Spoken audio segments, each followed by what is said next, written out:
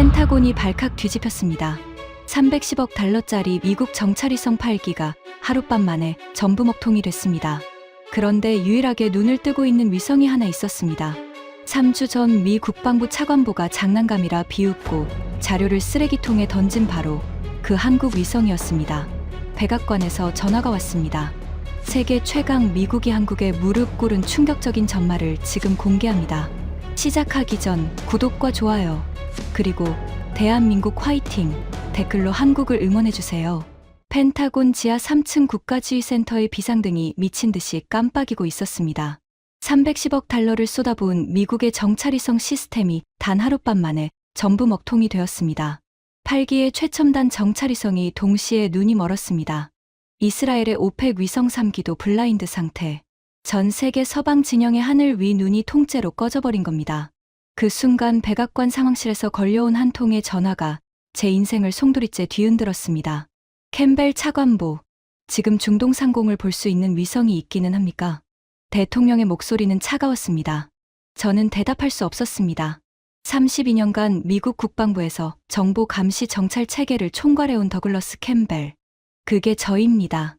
미국의 하늘 위 눈을 만들고 키우고 지켜온 사람. 연간 310억 달러의 정찰위성 예산을 집행하며 전 세계 어떤 나라도 미국의 눈을 피할 수 없다고 자부해왔던 사람. 바로 저였습니다. 하지만 그날 밤 저는 난생 처음 아무것도 보이지 않는 공포를 맛봤습니다. 심장이 조여오는 것 같았습니다. 양손이 부들부들 떨려서 수화기를 제대로 잡을 수가 없었습니다. 목구멍이 바싹 말라붙었고 식은땀이 등골을 타고 허리까지 흘러내렸습니다. 대통령 각하, 현재 가용한 정찰 자산을 긴급 점검 중입니다. 곧 보고 드리겠습니다. 수화기를 내려놓는 제 손은 여전히 떨고 있었습니다. 하지만 진짜 공포는 따로 있었습니다. 제가 3주 전에 저지른 일 때문이었습니다. 3주 전, 저는 한국의 정찰위성 기술을 장난감이라 불렀습니다. 한국국방과학연구소 방문단의 브리핑을 5분 만에 잘라버렸습니다. 그들이 내민기술 자료를 읽어보지도 않고 쓰레기통에 던졌습니다. 그리고 지금 310억 달러짜리 미국의 눈이 전부 멀어버린 이 순간, 제가 장난감이라 비웃었던 그 한국 위성만이 유일하게 중동 하늘 위에서 눈을 뜨고 있었습니다. 지금부터 그 소름 돋는 이야기를 시작하겠습니다. 이야기는 3주 전으로 거슬러 올라갑니다. 그날은 워싱턴에 첫눈이 내리던 겨울 아침이었습니다. 저는 펜타곤 4층에 위치한 제 집무실에서 아침 브리핑 자료를 넘기고 있었습니다. 창밖으로 알링턴 국립묘지의 하얀 비석들이 눈에 덮여가고 있었고 집무실 안에는 간 내린 블랙커피의 쓴향이 감돌았습니다. 32년 경력의 아침 루틴이었죠. 브리핑 자료를 훑고 위성 궤도 보고서를 확인하고 NRO 국장과 통화하는 것. 매일 반복되는 일상이었습니다. 그때 비서실장 토머스가 문을 노크했습니다. 차관보님, 오늘 오전 10시에 한국국방과학연구소 방문단이 도착합니다. 위성기술 교류 프레젠테이션이 예정되어 있습니다. 저는 커피잔을 내려놓으며 미간을 찌푸렸습니다. 한국, 무슨 위성기술? 지난달 한미 국방장관 회담에서 합의된 건입니다.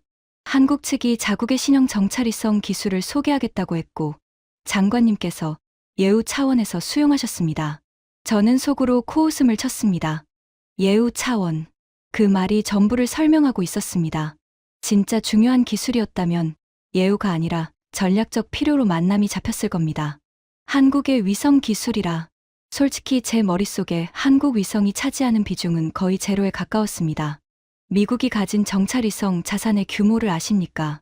KH-11 계열 광학위성만 해도 해상도가 10cm급입니다. 지상에 놓인 신문의 헤드라인을 우주에서 읽을 수 있는 수준이죠. 여기에 레이더 위성, 전자정보 수집 위성, 적외선 감시 위성까지 합치면 미국은 상시 30기 이상의 정찰위성을 궤도에 띄우고 있습니다. 연간 예산만 310억 달러, 한화로 약 43조 원입니다. 반면 한국은 어땠습니까? 공식적으로 해상도 50cm급 위성을 몇 기 운용하는 수준이었습니다. 우리 눈에는 구글 지도에서 위성 사진 보는 것과 크게 다를 바 없었죠. 체급 자체가 달랐습니다. 프로 복서와 동네 체육관 아마추어를 같은 링에 세우는 격이었습니다. 그래서 저는 아무런 기대 없이 10시 회의에 들어갔습니다.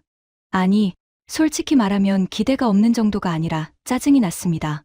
이란 핵 문제로 중동 정세가 급박하게 돌아가는 판에 한국 위성 구경이라니 시간 낭비라는 생각뿐이었습니다.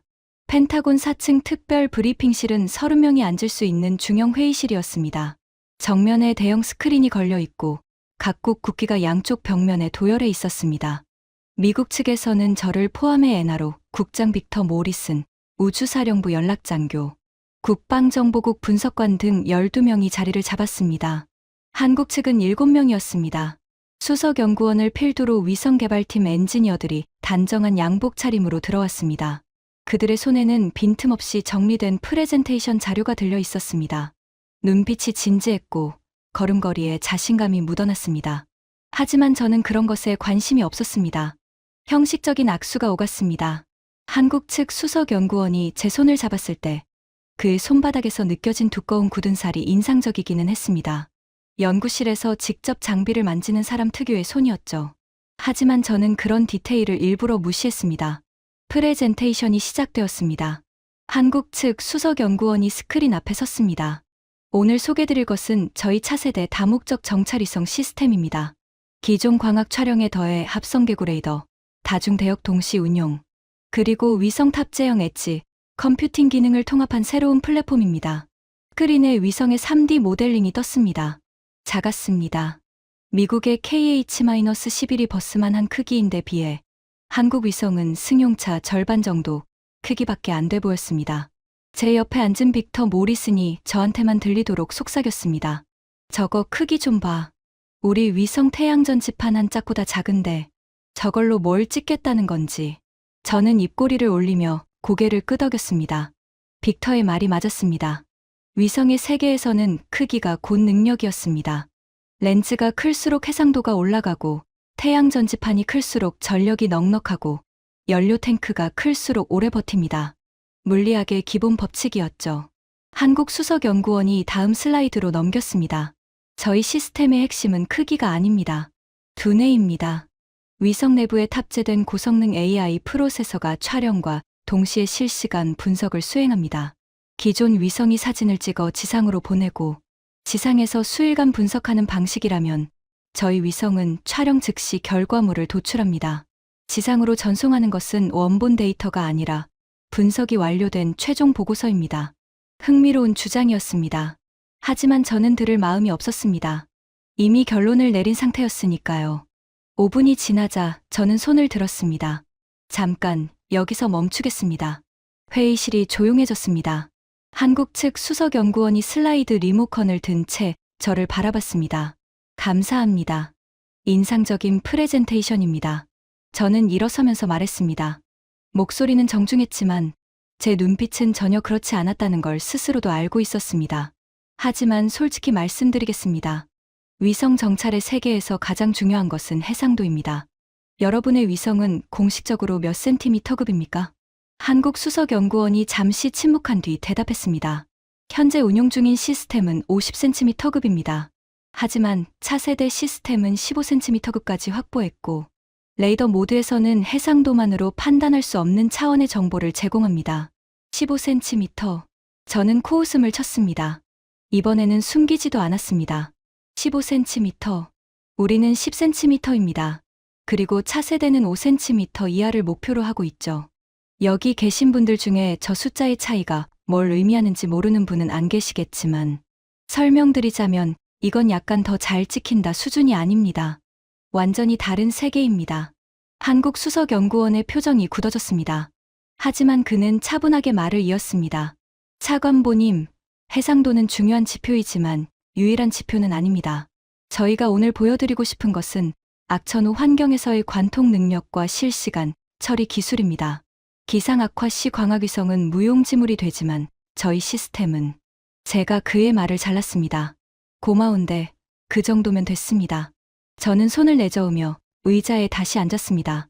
빅터, 의견 있나? 제가 엔하로 국장 빅터 모리슨에게 발언권을 넘겼습니다. 빅터는 기다렸다는 듯 몸을 앞으로 기울였습니다. 그는 입가에 비릿한 웃음을 머금고 한국 측을 훑어보았습니다. 실례가 안 된다면 한 가지 여쭤봐도 됩니까? 여러분 위성이 현재 궤도에서 운용 중인 기수가 몇 기입니까? 한국 측 엔지니어 한 명이 대답했습니다.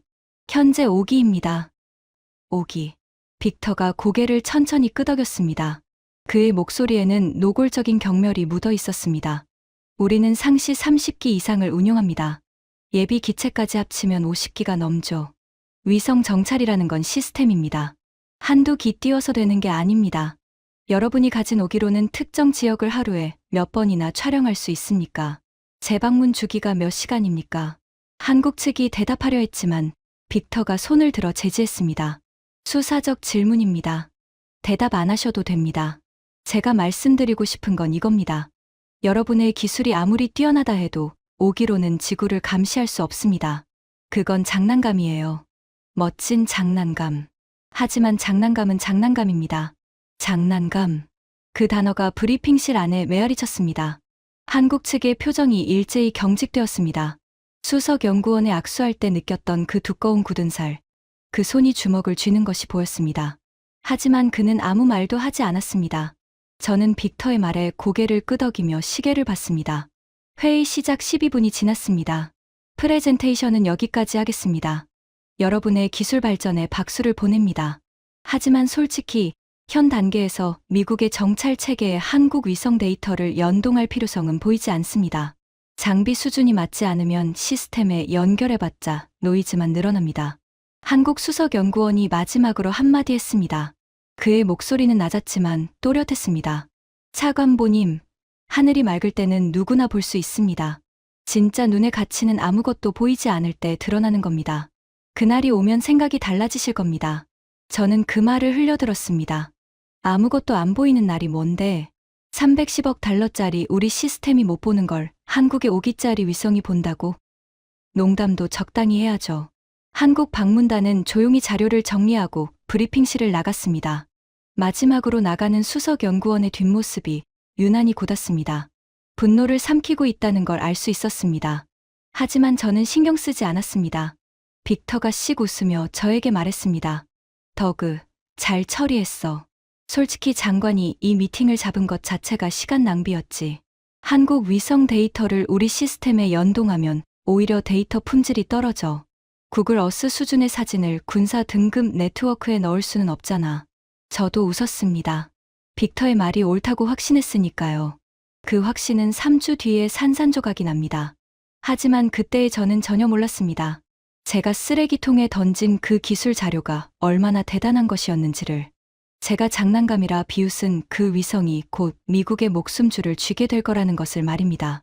그날 저녁, 저는 알링턴의 자택에 돌아와 와인 한 잔을 마시며 한국 방문단의 일을 까맣게 잊었습니다. 3주 뒤, 잠에서 깨어난 건 새벽 3시였습니다. 침대 옆 보안 전화기가 붉은 빛을 내며 울리고 있었습니다. 빨간 전화기가 울린다는 것은 한 가지를 의미합니다. 국가 비상사태. 차관보님, 중동 상황이 급변했습니다. 지금 즉시 펜타곤으로 오셔야 합니다. 제 운전병이 대기하고 있었습니다. 알링턴에서 펜타곤까지 차로 7분. 이 7분 동안 보안 태블릿으로 전달받은 상황 보고서는 제 혈압을 급격하게 끌어올렸습니다. 6시간 전, 적국의 핵시설에서 대규모 활동이 포착되었습니다. 지하 벙커에서 미사일 이동 징후가 있었고 핵탄두 장착 가능성이 보고되었습니다. 하지만 정확한 위치와 규모를 확인할 수 없었습니다. 이유는 단 하나. 우리 위성이 아무것도 보지 못하고 있었기 때문입니다. 펜타곤 지하 3층 국가지휘센터에 도착했을 때 그곳은 이미 전쟁터였습니다. 30개의 대형 모니터가 벽면을 가득 채우고 있었지만 그중 절반은 정적 화면이거나 신호 없음이라는 글자를 내뿜고 있었습니다. 형광등 불빛 아래 50여 명의 분석관과 장교들의 얼굴은 하나같이 창백했고 키보드를 두드리는 소리와 다급한 통화 소리가 뒤섞여 있었습니다. 빅터 모리슨이 저를 보자마자 달려왔습니다. 3주 전 한국 위성을 비웃던 그 여유만만한 표정은 온데간데 없었습니다. 넥타이가 풀어져 있었고 눈 밑에는 푸른 그림자가 내려앉아 있었습니다. 더그, 최악이야. KH-11 3기가 전자전 공격으로 센서가 포화됐어. 적국이 러시아제 크라스와 전자전 장비를 가동했는데 우리 위성 주파수를 정확히 겨냥하고 있어. 이건 우리 주파수 정보가 유출됐다는 뜻이야. 나머지 위성은? 그게 문제야. 설상가상으로 50년 만에 대형 모래폭풍이 중동 전역을 덮쳤어. 광학위성 5기가 전부 렌즈 보호 모드로 전환했어. 억지로 렌즈를 열면 모래 입자의 코팅이 벗겨져서 수십억 달러짜리 위성이 고철이 돼 저는 심장이 철렁 내려앉는 것을 느꼈습니다. 두 다리에서 힘이 빠져나가는 것 같았습니다. 전자전으로 3기, 모래 폭풍으로 5기, 8기가 동시에 무력화된 겁니다. 이스라엘은 오펙 위성도 같은 상황이야. 그쪽도 모래 폭풍에 광학 위성을 접었어. 전자전 대응은 우리보다 취약하고 저는 작전실 중앙에 거대한 디스플레이를 올려다봤습니다. 중동 지역 지도 위에 각국 위성의 궤도가 표시되어 있었습니다. 미국 위성은 빨간색, 이스라엘은 보라색, 유럽은 파란색. 모든 점들이 중동 상공을 피해 물러나 있거나 비활성 상태를 나타내는 회색으로 변해 있었습니다. 그때 저는 지도 한 구석에서 깜빡이는 작은 점 하나를 발견했습니다. 초록색, 한국 위성이었습니다. 모든 위성이 눈을 감고 후퇴한 그 폭풍의 한가운데를 초록색 점 하나가 유유히 관통하고 있었습니다. 마치 태풍의 눈을 뚫고 날아가는 한 마리 독수리처럼 저는 그 초록색 점을 멍하니 바라봤습니다. 3주 전 제가 장난감이라 비웃었던 바로 그 위성이었습니다. 제가 프레젠테이션을 5분 만에 잘라버렸던 바로 그 기술이었습니다. 제가 쓰레기통에 던진 바로 그 자료의 주인공이었습니다. 빅터도 그 점을 봤습니다. 잠시 침묵이 흘렀습니다. 빅터, 한국 위성은 왜 아직 살아있지? 빅터의 대답은 힘이 빠져 있었습니다. 모르겠어. 같은 모래 폭풍을 맞고 있는데 궤도를 이탈하지 않고 있어. 레이더 모드로 작동 중인 것 같은데 이 기상 조건에서 레이더를 켜봤자 노이즈 덩어리만 잡히거든. 한국 애들이 뭘 보겠어. 그냥 배터리 낭비하는 거지. 빅터는 여전히 한국 위성을 무시하고 있었습니다. 하지만 저는 3주 전 한국 수석연구원의 마지막 말이 갑자기 떠올랐습니다. 하늘이 맑을 때는 누구나 볼 수 있습니다. 진짜 눈의 가치는 아무것도 보이지 않을 때 드러나는 겁니다. 등골이 서늘해졌습니다. 설마 그가 이걸 예견한 건 아니겠지. 이건 우연이겠지. 하지만 저 초록색 점은 분명히 눈을 뜨고 있었습니다. 310억 달러짜리 미국의 눈이 전부 감긴 이 칠흑 같은 밤에 한반도에서 날아온 작은 위성 하나만이 홀로 깨어 있었습니다. 그리고 바로 그 순간 백악관에서 전화가 왔습니다. 캠벨 차관보, 지금 중동 상공을 볼 수 있는 위성이 있기는 합니까? 저는 그 초록색 점을 노려보며 이를 악물었습니다. 대답해야 했습니다. 하지만 그 대답은 32년 경력에서 가장 치욕적인 문장이 될 것이었습니다. 310억 달러를 쏟아부은 미국의 정찰 체계가 전멸한 이 순간, 유일하게 눈을 뜨고 있는 것은 3주 전 제가 장난감이라 비웃고 쓰레기통에 집어던진 한국의 위성이라는 사실. 대통령 각하, 현재 가용한 서방 진영 위성 자산은 전부 비활성 상태입니다. 다만 한 가지 옵션이 있기는 합니다. 한국의 정찰위성이 현재 중동 상공에서 작동 중인 것으로 보입니다. 수화기 너머에서 긴 침묵이 흘렀습니다. 한국 위성이라고? 대통령의 목소리에 당혹감과 불신이 가득했습니다. 무리도 아니었습니다. 세계 최강 미국의 정보 수장이 한국에게 도움을 요청해야 한다니. 이것은 미국 정보 역사상 전례 없는 굴욕이었습니다. 즉시 한국 측에 연락하세요. 지금 당장. 전화가 끊어졌습니다. 저는 수화기를 내려놓고 눈을 감았습니다. 연락해야 할 상대는 바로 3주 전 제가 모욕하고 내쫓은 그 한국 국방과학연구소였습니다. 제가 5분 만에 브리핑을 잘라버린 그들에게 이제 무릎을 꿇고 도와달라고 해야 하는 겁니다. 자존심이 갈갈이 찢어지는 소리가 들렸습니다. 하지만 선택의 여지가 없었습니다. 적국의 핵미사일이 장착되는 그 순간에도 시계는 멈추지 않았고 우리에게는 눈이 없었습니다. 그 초록색 점을 빌려오지 않으면 수만 명의 미군이 증발할 수도 있었습니다. 저는 떨리는 손으로 보안 회선의 다이얼을 돌렸습니다. 신호음이 울릴 때마다 심장이 쿵쿵 울렸습니다. 3주 전 제가 던진 모욕의 무게가 수화기를 잡은 손에 고스란히 실려 있었습니다. 한국 국방과학연구소로 연결해주세요. 긴급입니다. 그 전화 한 통이 제 인생에서 가장 수치스러운 순간의 시작이었습니다. 하지만 동시에 그것은 대한민국이라는 나라의 진짜 힘을 깨닫게 되는 가장 위대한 여정의 첫걸음이기도 했습니다. 한국 국방과학연구소와의 보안회선이 연결되기까지 4분이 걸렸습니다. 그 4분이 4시간처럼 느껴졌습니다. 국가지휘센터의 형광등 불빛이 유난히 차갑게 느껴졌고 주변의 모든 소리가 수중에서 듣는 것처럼 멀어졌습니다. 제 귓속에는 오직 심장이 쿵쿵거리는 소리만 울렸습니다. 수화기 너머로 한국어가 들려왔고 곧 통역관의 목소리가 이어졌습니다. 대전 항공우주연구원 위성운용센터입니다. 용건을 말씀해 주십시오. 저는 침을 삼켰습니다. 목이 막혀서 첫 마디가 나오지 않았습니다.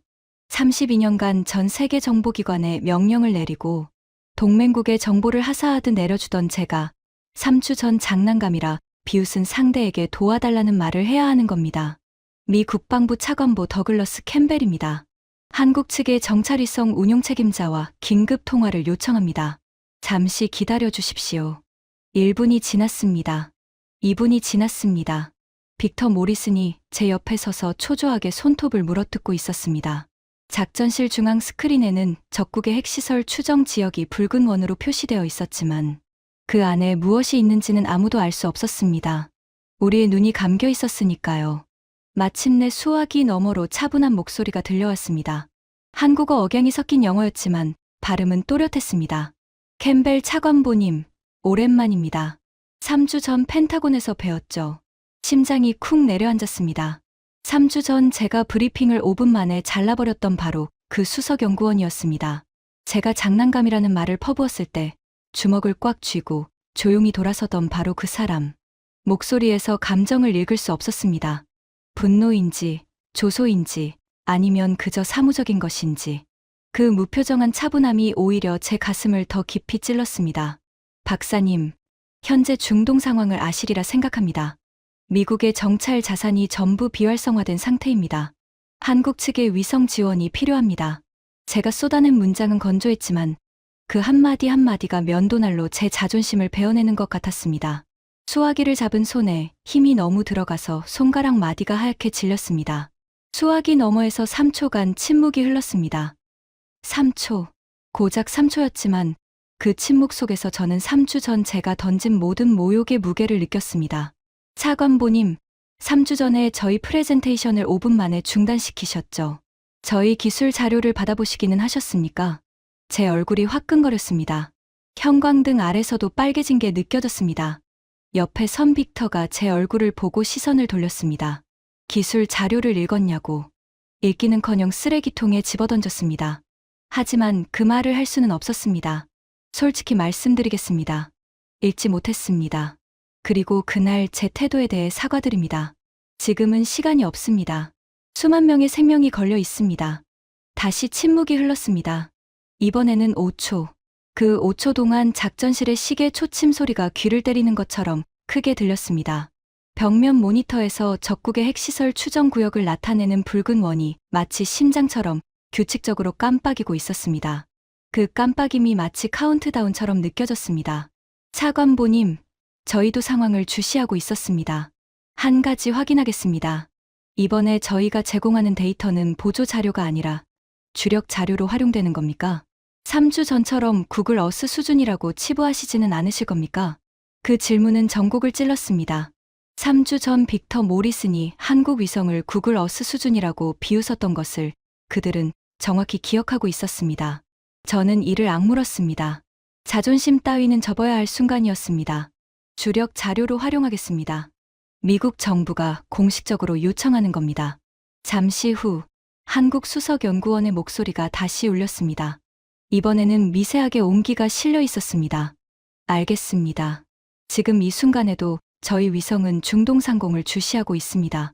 30분 뒤에 첫 번째 데이터 패키지를 보내드리겠습니다. 하지만 차관보님, 한 가지만 말씀드리겠습니다. 뭡니까? 데이터를 받으시면 놀라실 겁니다. 하지만 이번에는 5분 만에 끊지 마십시오. 끝까지 보셔야 합니다. 전화가 끊어졌습니다. 제 손에는 아직도 수화기의 진동이 남아있는 것 같았습니다. 빅터가 조심스럽게 물었습니다. 뭐래? 30분 뒤에 데이터를 보내준단다. 빅터가 코웃음을 쳤습니다. 이 모래 폭풍 속에서 보내봤자 흐릿한 노이즈 덩어리겠지. 참고 자료 정도는 될 수도 있겠지만. 하지만 저는 빅터처럼 웃을 수가 없었습니다. 한국 수석연구원의 마지막 말이 뇌리에 박혀 있었습니다. 놀라실 겁니다. 그의 목소리에 담긴 그 자신감. 그것은 허세가 아니었습니다.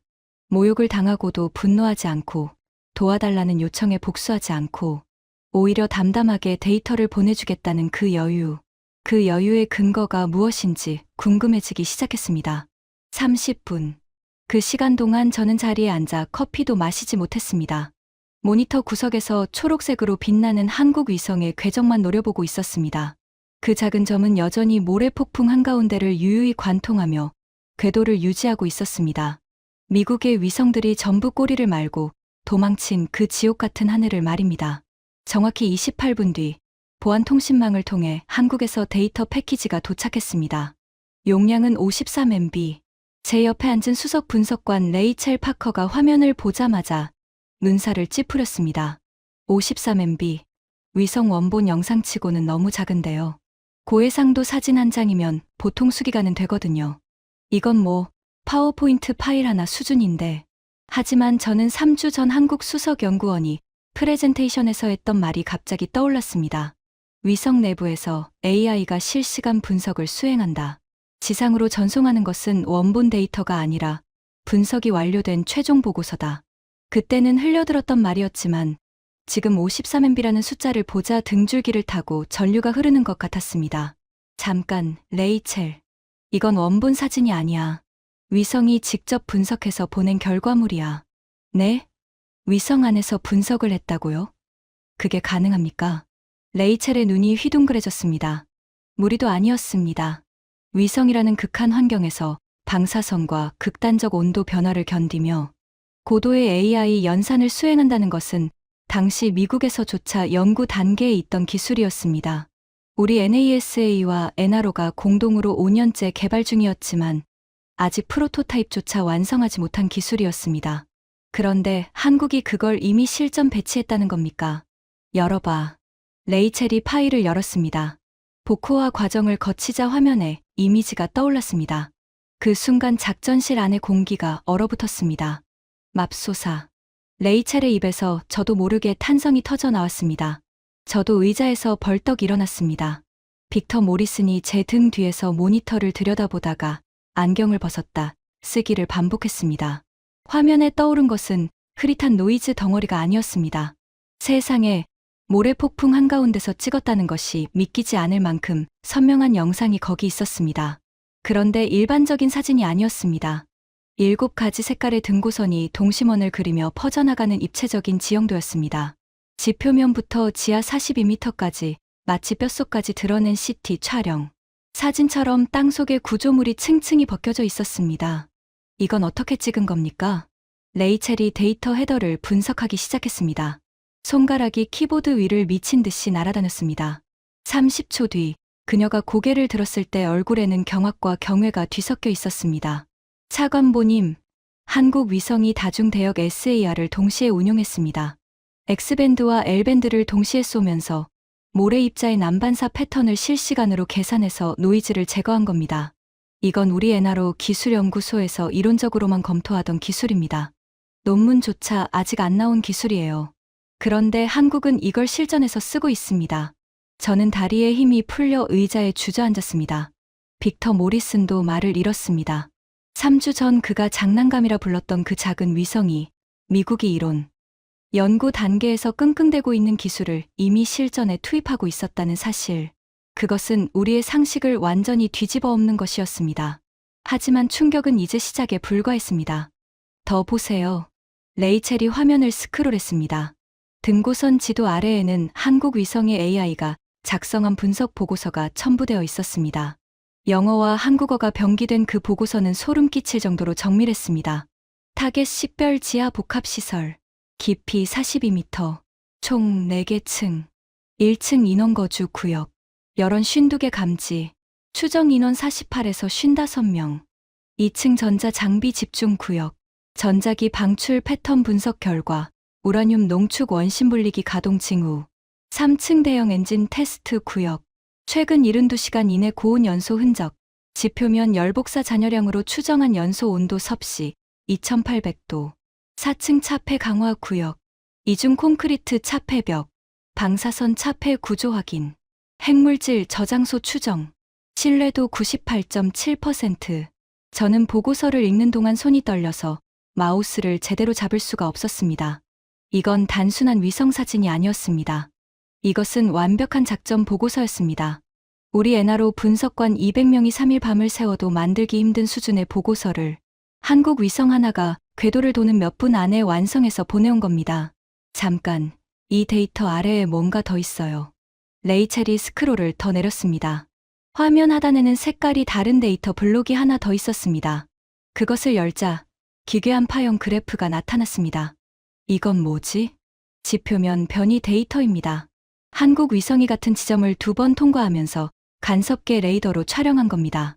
첫 번째 통과 때와 두 번째 통과 때 사이의 지표면이 0.3mm 수축했습니다. 0.3mm, 500km 상공에서 0.3mm를 감지했다고? 네, 차관보님. 지하 엔진 테스트로 뜨거워진 흙이 식으면서 미세하게 가라앉은 겁니다. 한국 위성은 이 수축 패턴을 분석해서 지하 구조물의 정확한 형태를 역추적했습니다.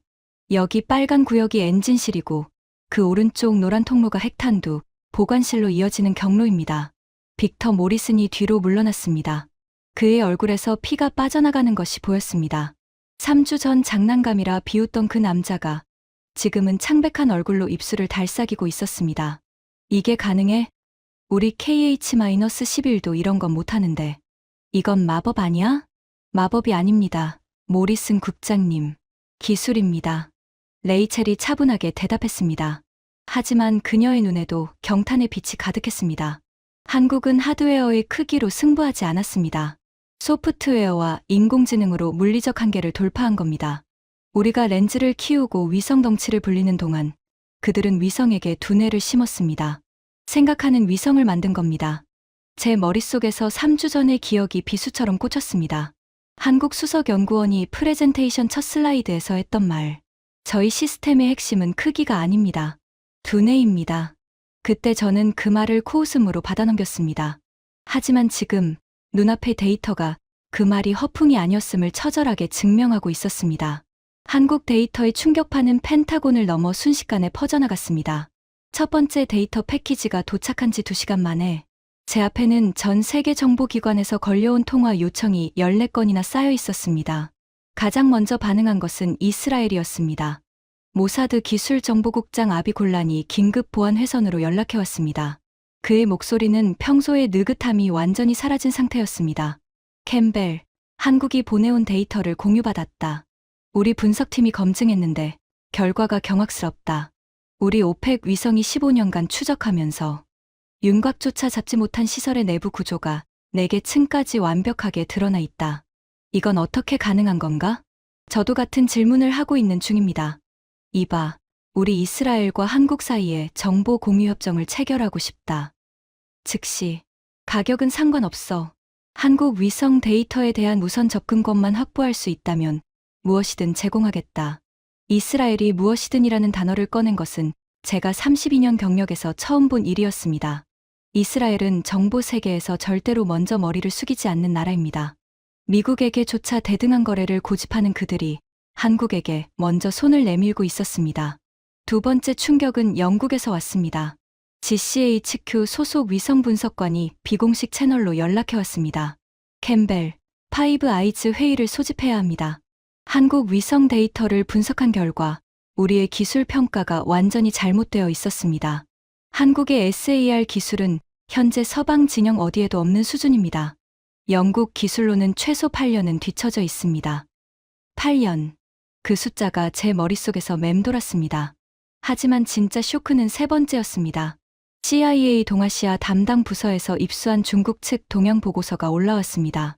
중국 인민해방군 전략지원부대 산하 우주감시팀이 한국 위성의 이번 활동을 실시간으로 추적하고 있었던 겁니다. CIA가 중국 내부 소스를 통해 입수한 극비 보고서의 결론은 충격적이었습니다. 한국의 위성 탑재 AI 기술과 다중 대역 레이더, 동시 운용 기술은 중국이 최소 7년 이상 뒤처져 있는 것으로 판단됨. 특히 엣지 컴퓨팅 칩의 우주 환경, 내구성은 중국의 현재 기술로는 복제 불가. 한국 반도체 기술의 군사적 전용이 예상보다 훨씬 진전되어 있음. 긴급 대응 방안 마련 필요. 중국이 긴급 대응이라는 단어를 쓰고 있었습니다. 세계 2위 군사 대국이 한국의 위성 기술에 긴급 대응이 필요하다고 판단한 겁니다. 저는 보고서를 읽으며 온몸에 소름이 돋는 것을 느꼈습니다. 3주 전 제가 장난감이라 비웃었던 나라. 빅터 모리슨이 구글 어스 수준이라고 조롱했던 나라. 그 나라의 기술이 미국, 이스라엘, 영국, 중국을 동시에 경악시키고 있었습니다. 도대체 한국이라는 나라는 보이지 않는 곳에서 무슨 짓을 하고 있었던 걸까요? 그때 레이첼 파커가 급히 달려왔습니다. 그녀의 얼굴은 상기되어 있었고 태블릿을 들고 있는 손이 미세하게 떨리고 있었습니다. 차관보님, 한국에서 두 번째 데이터 패키지가 왔습니다. 이번 거는 첫 번째보다 더 심각합니다. 뭔데? 한국 위성이 적국의 전자전 장비를 역이용했습니다. 챕터 7 어둠 속의 체스. 두 번째 데이터 패키지를 여는 순간 작전실 안의 모든 시선이 중앙 스크린으로 쏠렸습니다. 적국은 러시아제 크라스와 전자전 장비를 풀 가동하여 모든 위성의 레이더 신호를 방해하고 있었습니다. 우리 KH-11 레이더 위성이 이 전자전 공격의 속수무책으로 당한 이유이기도 했습니다.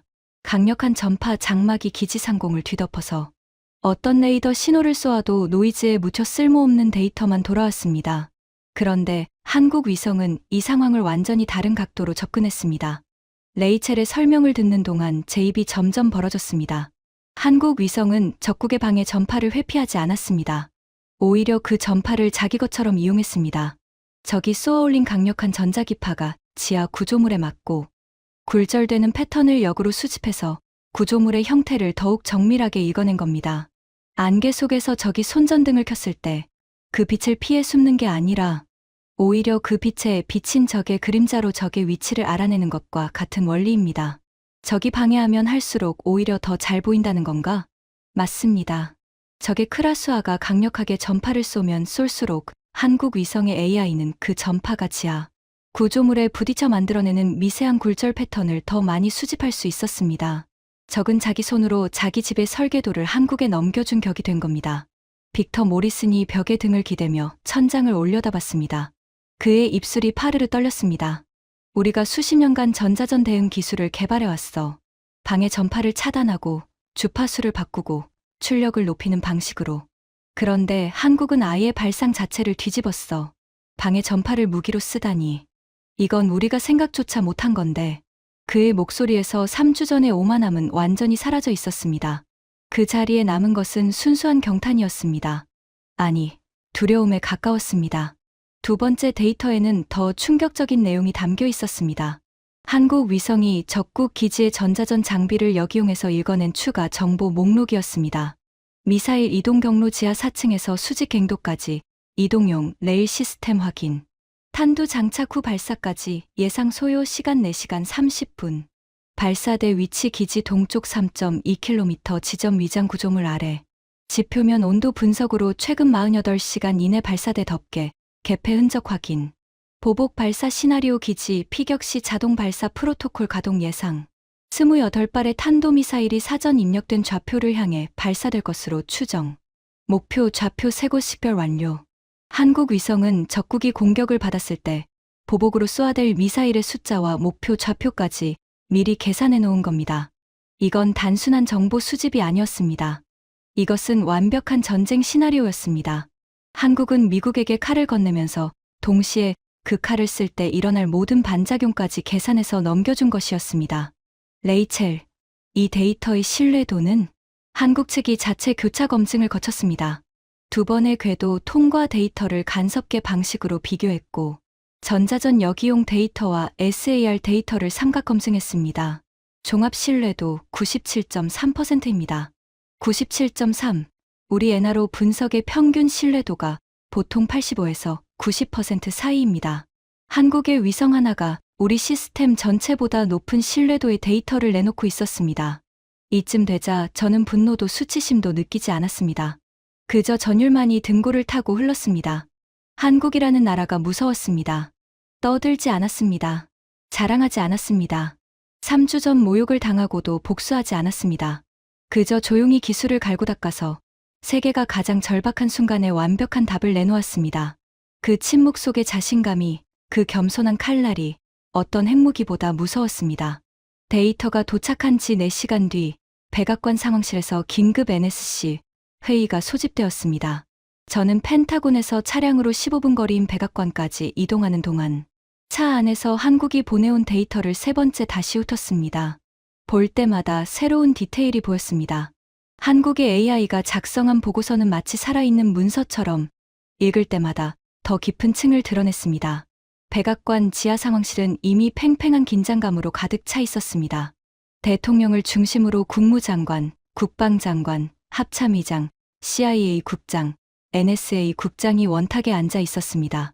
벽면의 대형 스크린에는 한국이 보내온 무지개색 등고선 지도가 떠 있었습니다. 방 안의 공기는 무겁고 건조했고 누군가 타놓은 커피의 쓴 향이 코끝을 찔렀습니다. 캠벨 차관보, 상황을 브리핑하세요. 대통령의 명령에 저는 일어섰습니다. 다리가 미세하게 떨렸지만 목소리만큼은 단단하게 유지하려 했습니다. 대통령 각하, 현재 미국의 정찰위성 8기가 전자전 공격과 기상 악화로 비활성 상태입니다. 이스라엘 위성 3기도 동일한 상황입니다. 서방 진영의 하늘, 위 눈이 전부 감긴 상태에서 현재 유일하게 중동 상공에서 작동 중인 정찰 자산은 대한민국의 위성입니다. 잠깐. 합참의장 월터 그레이 장군이 손을 들었습니다. 그는 덩치가 산만한 전형적인 전투 지휘관이었고 외교적 언어보다 직설적인 표현을 좋아하는 군인이었습니다. 한국 위성이 유일한 눈이라고? 우리가 연간 310억 달러를 쓰는데 고작 한국 위성 하나에 기대해야 한다는 말입니까? 유감스럽지만 현재로서는 그렇습니다. 장군님. 회의실이 술렁거렸습니다. CIA 국장이 안경을 벗으며 끼어들었습니다. 한국 데이터의 신뢰도는 어떻습니까? 우리가 독자적으로 검증할 방법은 있습니까? 저는 스크린을 가리키며 대답했습니다. 한국이 보내온 데이터는 두 가지 독립적 방식으로 교차 검증되어 있습니다. 다중대역 SAR 데이터와 간섭계 지표면 변이 데이터가 일치합니다. 또한 적국의 전자전 방해 신호를 역이용해서 얻은 지하 구조물 데이터가 세 번째 검증 수단으로 작동합니다. 종합 신뢰도 97.3%. 이 수준의 삼각 검증은 우리 NRO 시스템에서도 쉽게 달성하기 어려운 수치입니다. 대통령이 스크린 위의 등고선 지도를 뚫어지게 노려봤습니다. 그의 눈이 지하 4층 핵탄두 보관실을 나타내는 붉은 구역에 멈췄습니다. 이게 정말 한국이 독자적으로 만든 데이터입니까? 우리 NRO의 도움 없이 완전히 독자적입니다. 각하. 한국은 자체 개발한 위성, 자체 개발한 AI, 자체 개발한 레이더 기술로 이 모든 것을 해냈습니다. 솔직히 말씀드리자면 이 기술의 일부는 현재 미국이 보유하지 못한 것입니다. 그 말을 하는 순간 회의실의 공기가 변했습니다. 미국이 보유하지 못한 기술이라는 말. 정보 감시 정찰 분야에서 미국이 세계 최강이라는 전제가 무너지는 순간이었습니다. 합참의장 그레이 장군이 주먹으로 탁자를 내리쳤습니다. 310억 달러를 쓰고도 한국만 못하다는 소리입니까? 도대체 그 예산이 어디로 간 겁니까? 장군님, 예산의 문제가 아닙니다. 접근 방식의 차이입니다.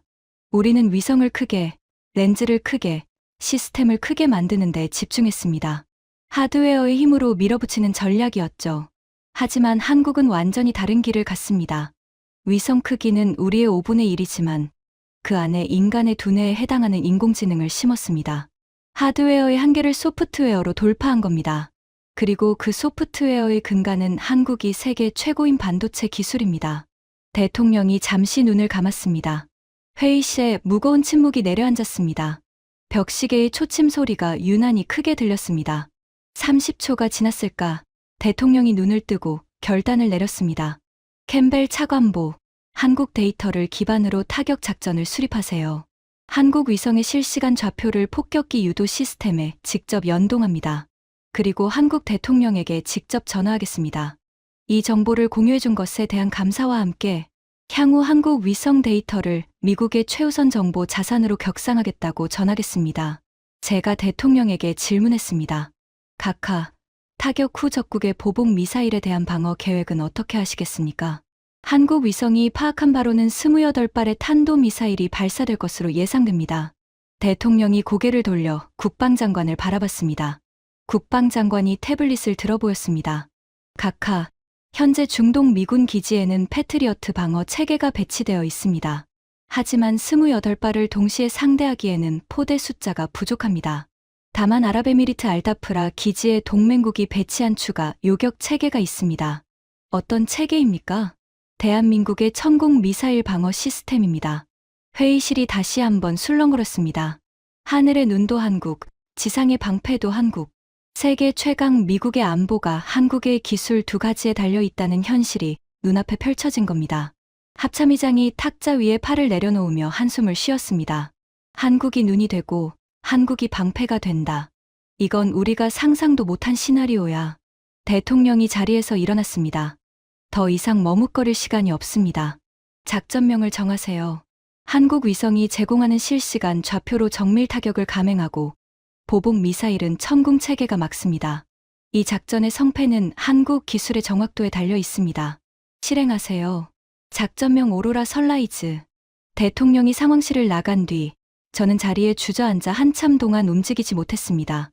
벽면 스크린에는 여전히 한국 위성이 보내온 무지개색 등고선 지도가 떠 있었습니다. 그 지도의 구석에 작은 글씨로 적힌 문구가 눈에 들어왔습니다. 한국항공우주연구원 대전 위성운용센터 제공. 대전. 한국의 작은 도시. 그곳의 연구실에서 밤을 새운 엔지니어들이 만든 위성 하나가 이 순간 세계의 운명을 좌우하고 있었습니다. 310억 달러가 실패한 일을 그 대전이라는 곳의 연구원들이 해낸 겁니다. 눈시울이 뜨거워졌습니다.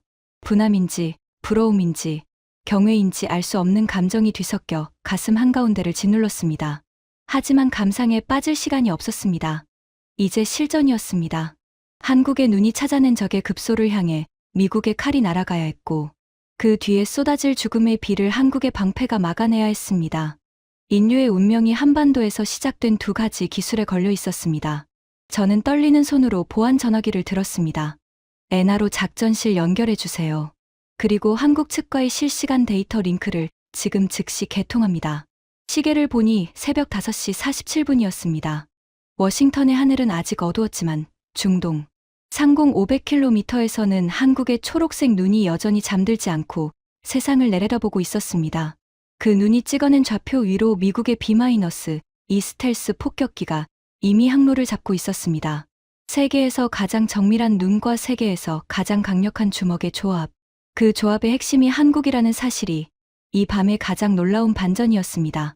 B-2 스텔스 폭격기 편대가 목표 상공에 진입한 것은 중동 현지 시각 새벽 4시 12분이었습니다. 펜타곤 국가지휘센터의 대형 스크린에는 폭격기의 항로가 실시간으로 표시되고 있었고 그 옆에는 한국 위성이 초 단위로 업데이트하는 목표 지역의 열감지 데이터가 동시에 흘러가고 있었습니다. 한국 위성이 보내온 타격 좌표는 소름이 끼칠 정도로 구체적이었습니다. 단순히 여기를 때려라가 아니었습니다. 지하 42m 아래 3층 엔진실의 북동쪽 모서리 0.3mm 지표면 수축이 가장 크게 관측된 지점 콘크리트 차폐벽의 구조적 취약점이 집중된 반경 2.4m 이내 그곳을 정확히 관통하면 연쇄 폭발이 핵탄두 보관실의 차폐벽까지 무너뜨린다는 시뮬레이션 결과까지 첨부되어 있었습니다. 저는 50여 명의 분석관과 장교들이 가득 찬 작전실 한가운데 서서 스크린을 올려다봤습니다. 손에는 대통령으로부터 전달받은 최종 타격 승인서가 들려 있었습니다. 타격 개시. 제 명령과 동시에 B-2 폭격기의 폭탄창이 열렸습니다. GBU-57 벙커버스터. 무게 14,000kg짜리 지하관통탄 두 발이 사막을 향해 낙하하기 시작했습니다.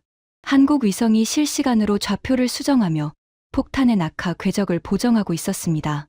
바람 속도, 기압 변화, 모래폭풍으로 인한 공기, 밀도 차이까지 계산해서 0.1초 단위로 미세한 궤적 조정 데이터를 쏘아보냈습니다. 500km 상공의 위성이 지상의 폭탄에게 길을 알려주고 있었습니다. 전례 없는 한미연합 타격이었습니다. 착탄까지 15초. 레이첼 파커가 카운트를 시작했습니다. 작전실 전체가 숨을 멈췄습니다. 50명이 넘는 사람들이 동시에 숨을 죽이자 에어컨 바람 소리와 서버의 윙거리는 소음만이 공간을 채웠습니다. 10초. 9.8점. 제 양손이 주먹을 쥐고 있었습니다. 손톱이 손바닥에 박히는 통증이 느껴졌지만 풀 수가 없었습니다. 착탄. 스크린 위의 열감지 데이터가 순간적으로 하얗게 폭발했습니다. 지진 감지 센서가 리히터 규모 3.8의 진동을 포착했습니다. 한국 위성은 착탄 순간에도 눈을 감지 않았습니다. 폭발의 열기가 사그라지기도 전에 SAR 레이더를 가동하여 지하 구조물의 파괴 정도를 실시간으로 분석하기 시작했습니다. 3초 뒤 한국 측에서 즉각 보고가 왔습니다. 1차 관통탄 목표 직격, 지하 3층 엔진실 관통 확인, 2차 관통탄 지하 4층 차폐벽 붕괴, 핵탄두 보관 구역 연쇄 폭발 진행 중, 5차 0.8m, 5차 0.8m, 500km 상공의 위성이 제공한 좌표로 투하한 폭탄이 수십 미터의 지하를 관통하고도 목표물에서 겨우 0.8m 벗어났다는 뜻입니다. 한국 위성이 찍어낸 좌표의 정확도가 그만큼 완벽했다는 증거였습니다. 작전실에서 환호가 터져 나오려는 순간 레이첼이 비명에 가까운 목소리로 외쳤습니다. 보복 발사 감지. 탄도미사일 28발 발사. 방위 245도에서 270도 사이. 예상 도달 시간 3분 50초. 한국 위성이 예측한 그대로였습니다. 적국이 피격되자마자 자동 보복 프로토콜이 작동하여 사전에 입력된 좌표를 향해 28발의 탄도미사일이 일제히 솟구쳐 올랐습니다. 목표는 주변 미군 기지와 동맹국 시설이었습니다. 하지만 우리에게는 한국이 미리 계산해둔 보복 시나리오가 있었습니다. 28발이라는 숫자도 발사 각도도 목표 좌표 세 곳도 한국 위성이 이미 파악해둔 것이었습니다. 이 정보는 이미 중동 현지의 요격 부대에 전달되어 있었습니다. 아랍에미리트 알다프라 기지. 그곳에 배치된 한국산 천궁 미사일 방어 시스템이 가동을 시작했습니다. 한국 위성이 눈이 되어 찾아낸 적의 심장을 미국의 주먹이 때렸고 이제 적의 반격을 한국의 방패가 막아내야 할 차례였습니다. 천궁 시스템의 위상 배열 레이더가 28개의 표적을 동시에 추적하기 시작했습니다. 그런데 문제가 생겼습니다. 적국은 진짜 미사일 사이에 수십 발의 기만 탄두, 이른바 디코이를 섞어서 발사한 겁니다. 미군의 패트리어트 레이더가 혼란에 빠졌습니다. 화면 위에 40개가 넘는 표적이 동시에 깜빡이며 어떤 것이 진짜이고 어떤 것이 가짜인지 구별이 되지 않았습니다. 패트리어트 시스템 과부하, 표적 식별 실패, 수동 전환 중. 미군 측 보고가 떨리는 목소리로 전해졌습니다. 제 가슴이 철렁 내려앉았습니다. 3분 50초 중 이미 1분이 지나고 있었습니다.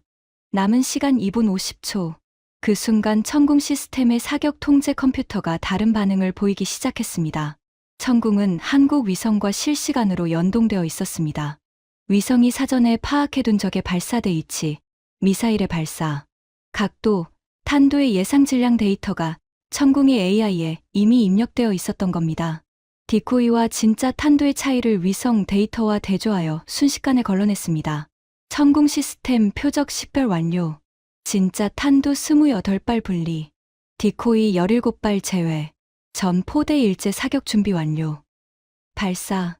중동의 밤하늘이 하얗게 밝아졌습니다.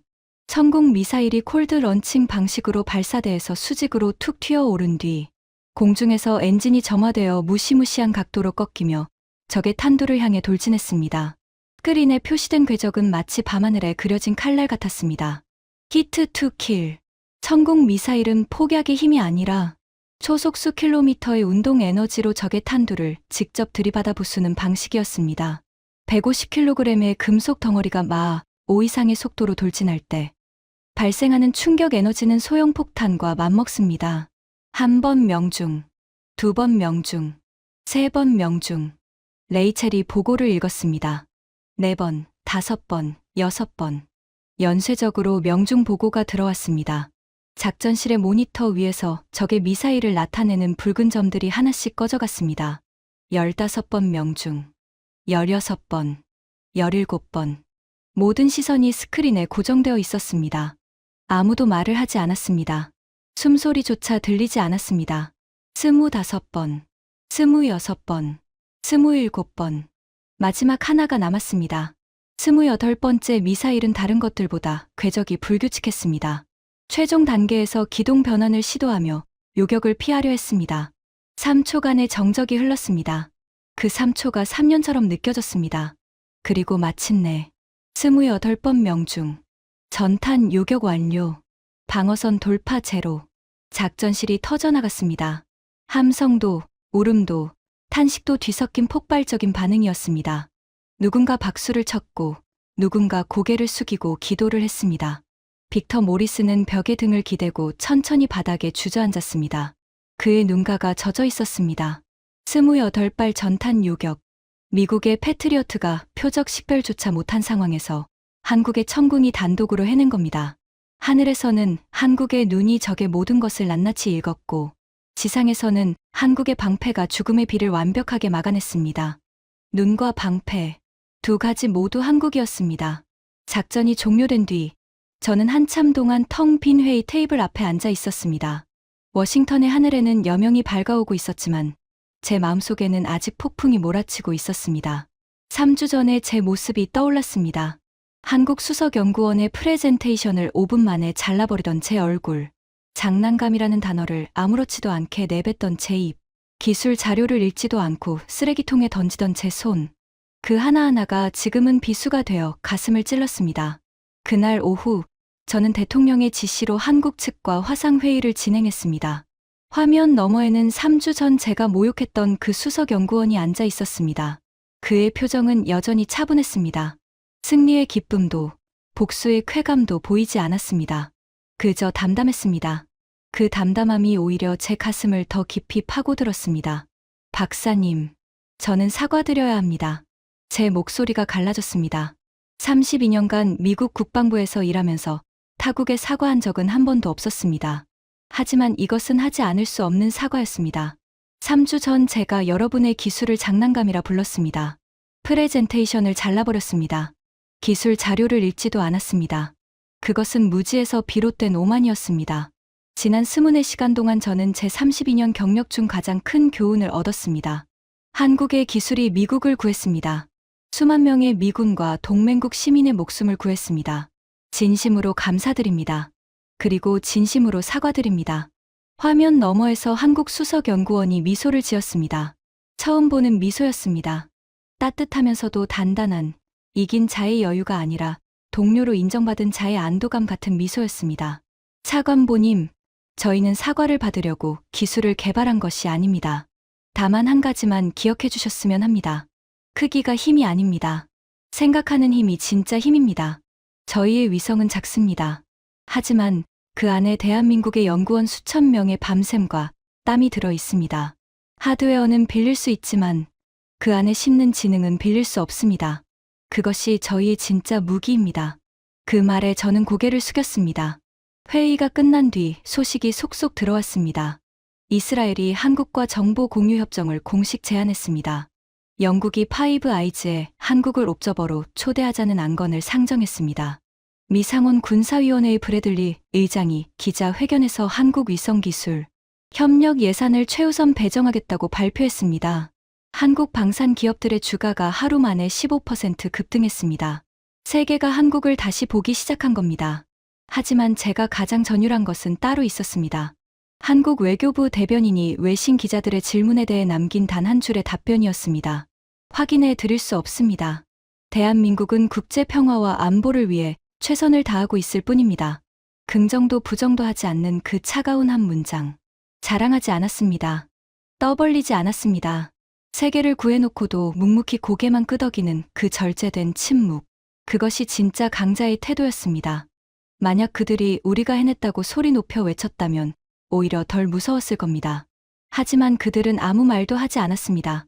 마치 다음에도 필요하면 또 해주겠다는 무언의 약속처럼. 아니, 다음은 당신들 차례일 수도 있다는 조용한 경고처럼. 그날 밤, 저는 집으로 돌아오는 길에 차를 세우고 밤하늘을 올려다봤습니다. 알링턴의 겨울 하늘은 맑았습니다. 수천 개의 별이 총총히 빛나고 있었고 그 별들 사이 어딘가에 한국의 위성이 묵묵히 지구를 돌고 있을 것이었습니다. 눈에 보이지 않는 그 작은 존재가 오늘 밤 수만 명의 생명을 구했습니다. 310억 달러의 거인이 실패한 일을 그 작은 존재가 해냈습니다. 저는 그제야 한국 수석연구원이 3주 전 마지막으로 남긴 말의 진짜 의미를 깨달았습니다. 하늘이 맑을 때는 누구나 볼 수 있습니다. 진짜 눈의 가치는 아무것도 보이지 않을 때 드러나는 겁니다. 그가 옳았습니다. 하늘이 맑을 때 310억 달러의 미국 위성은 화려했습니다. 누구보다 선명하게, 누구보다 넓게 세상을 내려다봤죠. 하지만 폭풍이 몰아치고 적이 눈을 가릴 때 그 거대한 시스템은 무너졌습니다. 반면 한국의 작은 위성은 폭풍 속에서도 눈을 감지 않았습니다. 적의 방해마저 무기로 바꿔버렸습니다. 모래 폭풍이 방패가 아니라 배경 소음이 되게 만들었습니다. 그것은 하드웨어의 크기가 아니라 소프트웨어의 지혜로 이뤄낸 기적이었습니다. 대한민국. 한반도의 작은 땅. 하지만 그 작은 땅에서 시작된 기술이 세계의 질서를 바꾸고 있었습니다. 거대한 덩치로 밀어붙이는 시대는 끝났습니다. 이제는 얼마나 정교하게 생각하는가, 얼마나 깊이 보는가, 보이지 않는 것을 보이게 만드는 지혜를 가졌는가. 그것이 진짜 힘인 시대가 열렸습니다. 그리고 그 시대의 문을 연 것은 대한민국이었습니다. 저는 밤하늘을 향해 조용히 경례를 올렸습니다. 적이었던 적은 없습니다. 하지만 오늘 밤, 저는 32년 군 생활에서 가장 깊은 경의를 표합니다. 대전의 연구실에서 밤을 새우며 이 기적을 만들어낸 한국의 엔지니어들에게, 그들의 손에 박힌 굳은 살에, 그 굳은 살이 만들어낸 잠들지 않는 눈에, 대한민국의 독수리는 지금 이 순간에도 세계의 하늘을 조용히 지키고 있습니다. 그 어떤 폭풍도, 그 어떤 어둠도 감출 수 없는 눈. 그리고 이것은 끝이 아닙니다. 한반도의 눈이 세계의 안보를 주도하는 새로운 시대의 시작일 뿐입니다. 여러분, 500km 상공에서 잡아낸 0.3mm의 지표면 수축, 28발의 죽음의 비를 단 한 발도 놓치지 않은 완벽한 방패. 이것은 영화가 아닙니다. 대한민국이 만들어낸 현실입니다. 반도체나 만드는 나라라고 무시당하던 때가 있었습니다. 하지만 그 반도체 기술이 위성의 두뇌가 되고 미사일의 눈이 되어 세계를 핵전쟁의 벼랑에서 끌어올린 겁니다. 이 이야기가 더 많은 분들에게 알려져야 한다고 생각하시면 지금 바로 공유 버튼을 눌러주십시오. 구독과 좋아요도 잊지 말아주시고요. 가슴이 뜨거워지셨다면 댓글에 딱 2글자만 남겨주십시오. 지금까지 미 국방부 차관보가 경험한 충격적인 이야기였습니다. 대한민국의 기술이 세계를 지키고 있다는 사실, 더 많은 분들이 알 수 있도록 이 이야기를 널리 공유해 주세요. 작은 관심이 큰 자부심을 만듭니다. 구독과 좋아요도 부탁드립니다. 지금까지 감동테라였습니다. 감사합니다.